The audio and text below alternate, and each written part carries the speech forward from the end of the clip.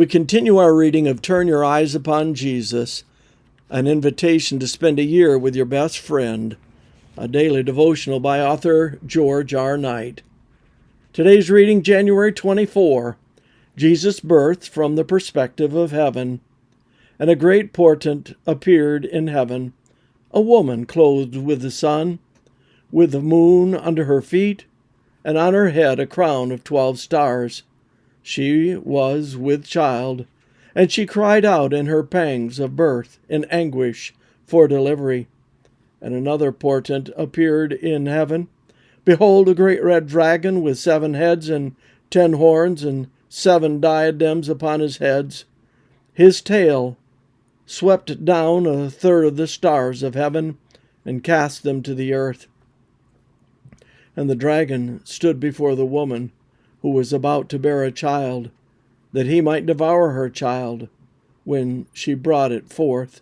Revelation 12, 1-4. Here we have a birth narrative of a different type. In it we find no mention of adoring shepherds or glorifying angels. Revelation presents a picture radically different from the birth stories in the Gospels. It is a vision of the significance of Jesus' birth that pulls back the curtain to provide us with a glimpse of the incarnation from the perspective of God's heavenly throne. That point of view pictures a savage struggle that spreads to the earth as an enormous red dragon enters the picture, sweeping a third of the stars out of the sky and casting them to the earth. Subsequently, the dragon, identified as the devil and Satan in verse 9, crouches before the woman that he might devour her child when she brought it forth.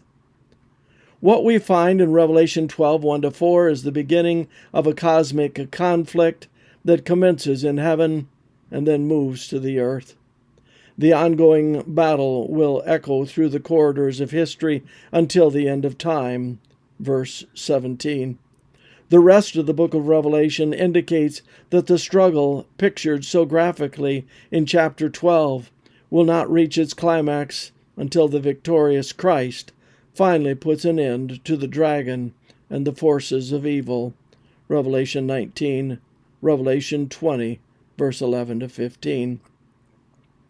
Some have viewed the Revelation perspective on the significance of Jesus as a great controversy between Christ and Satan. Philip Yancey graphically captures the same picture when he writes, "On earth a baby was born, a king got wind of it, a chase ensued. In heaven the great invasion had begun, a daring raid by the ruler of the forces of good into the universe's seat of evil.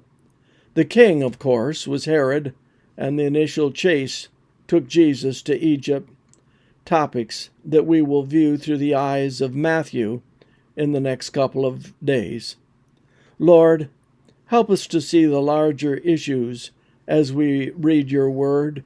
Help us to be able to recognize more clearly the context in which our daily struggles take place."